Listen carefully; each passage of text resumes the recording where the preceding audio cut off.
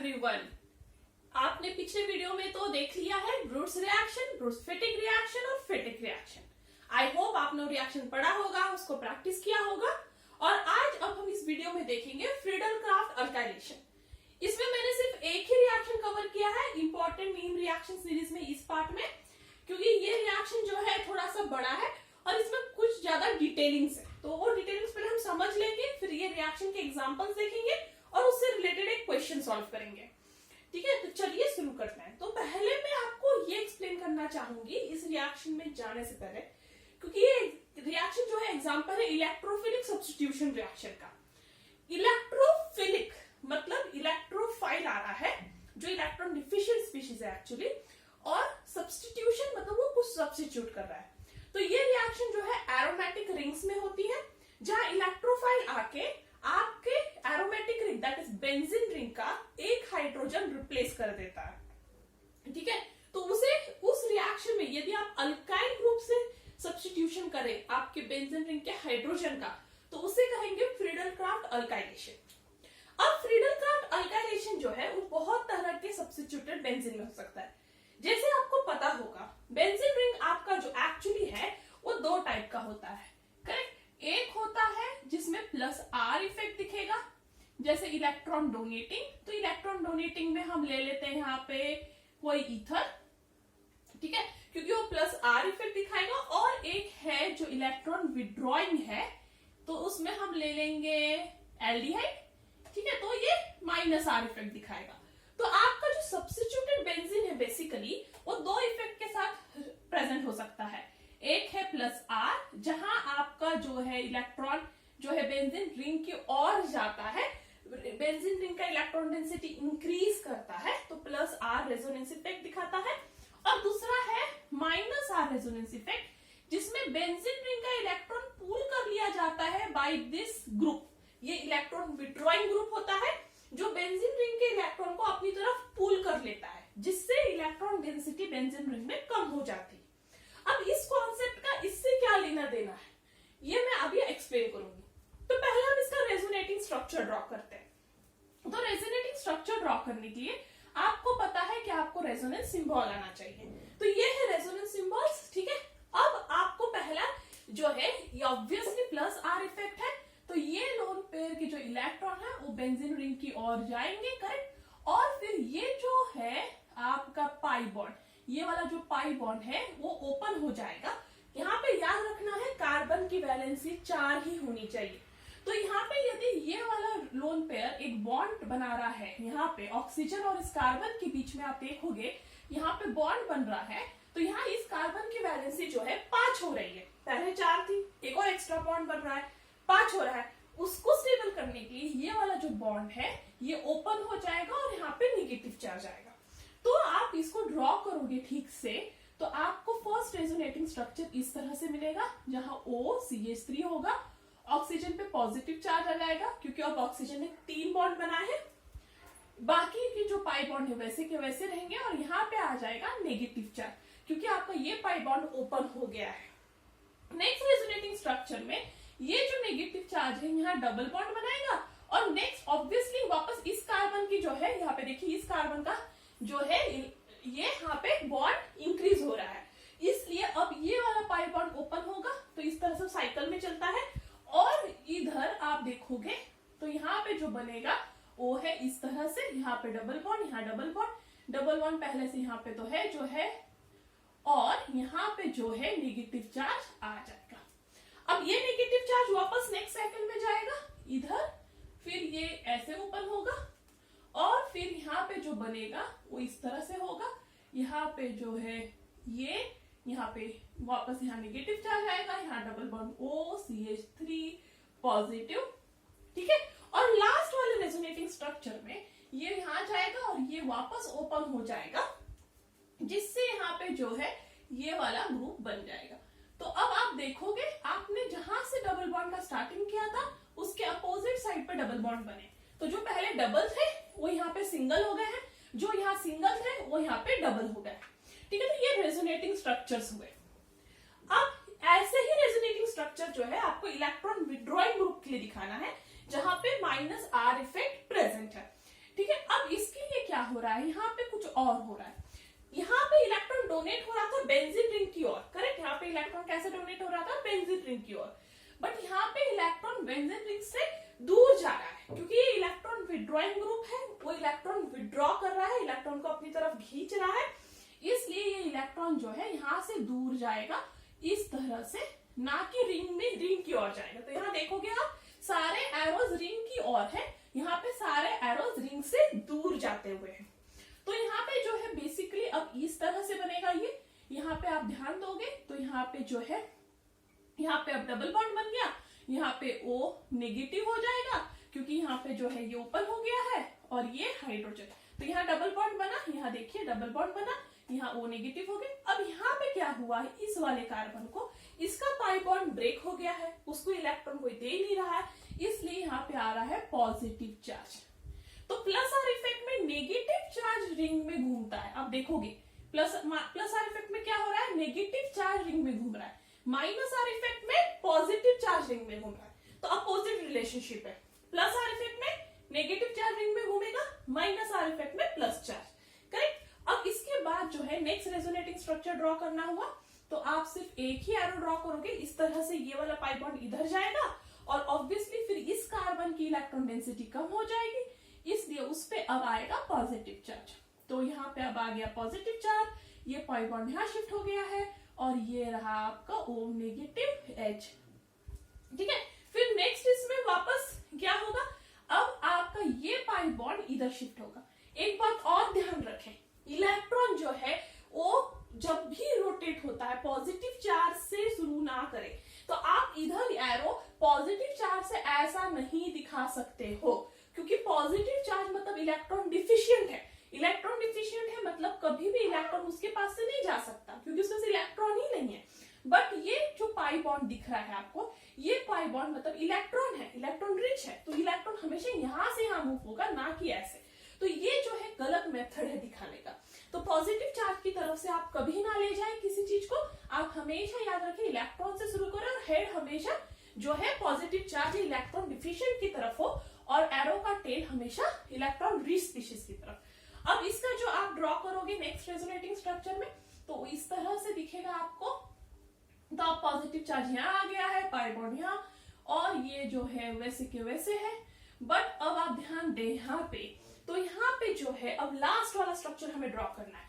तो ये last structure draw करने में यहाँ O के ऊपर नेगेटिव है, तो ये लास्ट स्ट्रक्चर ड्रॉ करने में ये नेगेटिव चार्ज यहाँ आता है, ये पाई बॉन्ड यहाँ शिफ्ट हो जाता है, जिससे आपका जो है स्ट्रक्चर वापस स्टेबल हो जाएगा।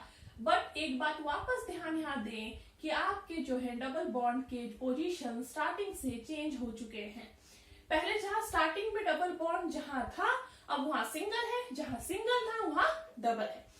अब ये मैंने क्यों बताया, इतना कुछ हमने किया ही क्यों है, क्योंकि मुझे ये बताना था कि प्लस आर इफेक्ट में जहां इलेक्ट्रॉन डोनेटिंग ग्रुप प्रेजेंट होते हैं, वहां पे इलेक्ट्रॉन डेंसिटी जो है, इलेक्ट्रॉन डेंसिटी आपके ऑर्थो, पैरा और ऑर्थो पोजीशन पे इंक्रीज होती है। तो आपने देख लिया इलेक्ट्रॉन डेंसिटी मतलब नेगेटिव चार्ज कहाँ प्रेजेंट है, ऑर्थो, पैरा, ऑर्थो पे। बट यदि आपके पास इलेक्ट्रॉन विड्रॉइंग ग्रुप प्रेजेंट है, इलेक्ट्रॉन विड्रॉइंग जो इलेक्ट्रॉन खींच रहा है, उस केस में इलेक्ट्रॉन डेंसिटी ऑर्थो, पैरा और ऑर्थो पे कम हो रही है, ठीक है। तो यहाँ पे जो है इलेक्ट्रॉन डेंसिटी जो है आपका ऑर्थो, पैरा पे इंक्रीज हो रहा है, ठीक है, और यहाँ पे इलेक्ट्रॉन डेंसिटी आपका जो है वो जो है ऑर्थो और पैरा पे डिक्रीज हो रहा है, ठीक है। तो ये कॉन्सेप्ट आप याद रखें, ये सारे इलेक्ट्रोफिलिक सब्स्टिट्यूशन रिएक्शन को जो है वैलिड है। तो आगे भी जब भी मैं इलेक्ट्रोफिलिक सब्स्टिट्यूशन रिएक्शन आगे और भी लूंगी, तब मैं ये कॉन्सेप्ट वापस एक्सप्लेन नहीं करूंगी, तो इसे यहाँ पे ध्यान रखें कि आगे वाले वीडियोस में भी काम आएगा। तो कोई भी इलेक्ट्रोफिलिक सब्स्टिट्यूशन रिएक्शन हो, याद रखें कि जहां प्लस आर इफेक्ट हो, जहां electron donating group benzene ring को अटैच हो, वहां इलेक्ट्रॉन डेंसिटी ऑर्थो और पैरा पे इंक्रीज होगा। पर जहां माइनस आर इफेक्ट हो, जहां electron withdrawing group benzene ring को अटैच हो, वहां इलेक्ट्रॉन डेंसिटी ऑर्थो और पैरा पे डिक्रीज होगा। अब इसी के रिलेटेड हम फ्रीडल क्राफ्ट पे जाते हैं, फिर मैं बताती हूँ कॉन्सेप्ट का यहाँ पे क्या लेना देना है। तो पहले हम लेंगे एग्जांपल ऑफ ईथर, ठीक है। तो हम जो है सब्स्टिट्यूटेड ईथर लेंगे मतलब बेंजीन रिंग। ऑब्वियसली अब ये जो है आपको सिर्फ 3 ही याद रखना है, यहाँ पे ये तीनों में से एक ही आने वाला है आपको एग्जाम में फ्रीडल क्राफ्ट अल्काइलेशन के लिए। पहला है एनिसोल, ठीक है, फिर एक होगा आपका जो है अराइल हैलाइड, और तीसरा जो है एल्डिहाइड या कीटोन में से कुछ होगा। अब यहाँ पे देखिए एनिसोल या फिर टोलिन पूछ सकते हैं, ठीक है, तो एनिसोल या टोलिन कुछ भी लीजिए। टोलिन मतलब क्या होगा, यहाँ पे बेंजीन रिंग के ऊपर CH3। तो ये 2 एग्जांपल में से कुछ आ सकता है आपको, तो एनिसोल या टोलिन। तो अभी मैं पहले एनिसोल का बताती हूँ। तो एनिसोल में आप फ्रीडल क्राफ्ट कर रहे हो, मतलब एनिसोल में आप फ्रीडल क्राफ्ट अल्काइलेशन हम देख रहे हैं, तो हम अल्काइल ग्रुप डालेंगे, दैट इज अल्काइल हैलाइड। कोई भी अल्काइल हैलाइड ले लीजिए विथ AlCl3। ये AlCl3 एनहाइड्रस कंडीशन में होता है, मतलब इसमें थोड़ा भी वाटर नहीं चाहिए। अब जब आप इसका फ्रीडल क्राफ्ट अल्काइलेशन करोगे तो यहाँ पे आपको ध्यान रखना है, ये इलेक्ट्रॉन जो है डोनेटिंग ग्रुप है, इलेक्ट्रॉन डोनेटिंग ग्रुप है, इसका मतलब ये आपको दिखाएगा +R इफेक्ट। ये इलेक्ट्रॉन डोनेटिंग है इसलिए आपको दिखाएगा +R इफेक्ट। +R इफेक्ट जैसे आपको पता चले तो आपको याद रखना है +R इफेक्ट में क्या होता है, इलेक्ट्रॉन डेंसिटी ऑर्थो और पैरा पे इंक्रीज हो रहा है, करेक्ट, इलेक्ट्रॉन डेंसिटी ऑर्थो और पैरा पे इंक्रीज हो रहा है। ये एग्जांपल इलेक्ट्रोफिलिक सब्स्टिट्यूशन के रिएक्शन का है। इसका मतलब ये जो है ये है आपका इलेक्ट्रोफाइल, इलेक्ट्रॉन डिफिशिएंट स्पीशीज, जिसको इलेक्ट्रॉन की बहुत कमी है। अब उसको इलेक्ट्रॉन की कमी है इसलिए वो क्या करेगा, जब वो यहाँ पे आके जुड़ना चाहेगा तो वो इलेक्ट्रॉन रिच जगह पे जाके जुड़ना चाहेगा, क्योंकि उसके पास इलेक्ट्रॉन कम है, तो उसको इलेक्ट्रॉन सेटिस्फाई करने के लिए वो इलेक्ट्रॉन रिच जगह पे जाना चाहेगा। अब +R इफेक्ट में इलेक्ट्रॉन रिच जगह कौन सा है, ऑर्थो एंड पैरा, इसलिए जो इनकमिंग जो आपका इलेक्ट्रोफाइल है वो ऑर्थो और पैरा पे जुड़ेगा, और इसलिए जो भी ग्रुप्स +R इफेक्ट दिखाते हैं उन केसेस में आपका अल्काइलेशन जो है वो ऑर्थो और पैरा पे होता है। तो एक ऑर्थो प्रोडक्ट मिलेगा और एक आपको मिलेगा यहाँ पे पैरा प्रोडक्ट। तो इस तरह से याद रखें, फ्रीडल क्राफ्ट अल्काइलेशन जहाँ पे +R ग्रुप है, तो +R ग्रुप में इलेक्ट्रॉन डेंसिटी ऑर्थो और पैरा इंक्रीज होता है, मैंने प्रूफ भी किया है, और इसलिए यहाँ पे जो अल्काइल ग्रुप है ऑर्थो और पैरा पे जुड़ रहा है। उसमें से भी याद रखें अभी जो ये है माइनर है, मतलब ये बहुत कम बनेगा ऑर्थो प्रोडक्ट, और ये मेजर है पैरा प्रोडक्ट, ये ज्यादा बनेगा। क्यों?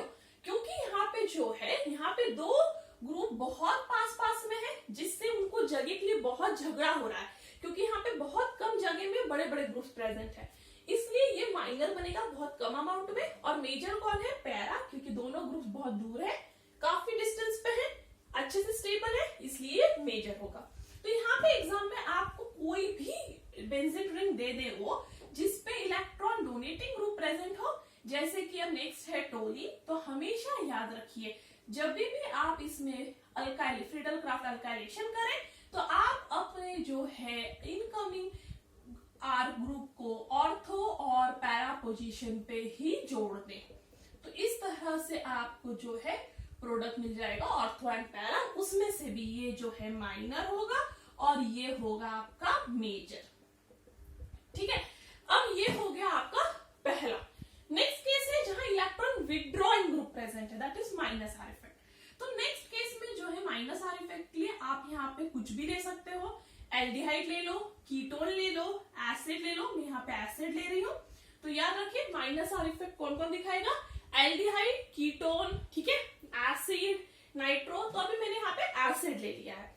अब इस एसिड ग्रुप में ये एसिड तो इलेक्ट्रॉन विथड्रॉइंग है, जहां पे भी कार्बोनिल आएगा ना तो ध्यान रखना वो -R इफेक्ट ही दिखाएगा, तो इलेक्ट्रॉन विथड्रॉइंग है इसलिए ऑब्वियसली -R इफेक्ट दिखाएगा। अब इसमें वापस हम क्या करने वाले हैं, फ्रीडल क्राफ्ट रिएक्शन। अब ये फ्रीडल क्राफ्ट CH3 कोई भी R ग्रुप हो सकता है, कोई टेंशन नहीं है, और यहाँ पे आप ले लीजिए AlCl3, ऑब्वियसली एनहाइड्रस कंडीशन में, पानी नहीं चाहिए। अब क्वेश्चन है -R इफेक्ट में आपका ये ग्रुप कहां जाके इसमें जुड़ेगा। अब देखिए ये जो है again it is an electrophile, मतलब ये क्या है, इलेक्ट्रॉन डिफिशिएंट। अब इसमें आप कहोगे कि इसमें भी ऑर्थो और पैरा पे जुड़ सकता है मैम, तो आपका आंसर रॉन्ग है, क्योंकि यहाँ पे हमने देखा है कि -R इफेक्ट के कंडीशन में ऑर्थो और पैरा पोजीशन पे इलेक्ट्रॉन डेंसिटी कम हो रही है। देखें इलेक्ट्रॉन डेंसिटी कम हो रही है, मतलब ऑर्थो और पैरा पे इलेक्ट्रॉन की कमी है, और इलेक्ट्रॉन की ऑलरेडी कमी है, इलेक्ट्रोफाइल के पास भी इलेक्ट्रॉन कम है, तो कम वाली जगह पे क्यों जाएगा? तो अब वो कहां जाएगा? वो सिर्फ और सिर्फ मेटा के पास जाएगा, क्योंकि मेटा के पास कोई इलेक्ट्रॉन का प्रॉब्लम नहीं, भले ही उसके पास इलेक्ट्रॉन ज्यादा नहीं है बट इलेक्ट्रॉन कम भी नहीं है। अब इसलिए यहाँ पे जो है आपको सिर्फ एक ही मिलेगा, मेटा प्रोडक्ट। तो याद रखना बहुत जरूरी है, -R इफेक्ट वाले ग्रुप्स में आपको सिर्फ और सिर्फ यहाँ मिलेगा मेटा प्रोडक्ट। यहाँ पे ये एसिड हो सकता है या एल्डिहाइड हो सकता है या फिर कीटोन, बेंजीन रिंग को डायरेक्टली अटैच, और आपको मिलेगा मेटा प्रोडक्ट। अब नेक्स्ट है आपके हैलोजेंस, जहां पे आपका जो है बेंजीन रिंग पे हैलोजन अटैच। अब क्वेश्चन ये है, ये हैलोजन जो है वो इलेक्ट्रॉन विड्रॉइंग इन नेचर है, क्योंकि हैलोजन इलेक्ट्रॉन नेगेटिव होता है। अब ये क्वेश्चन है कि ये +R इफेक्ट दिखाएगा कि -R।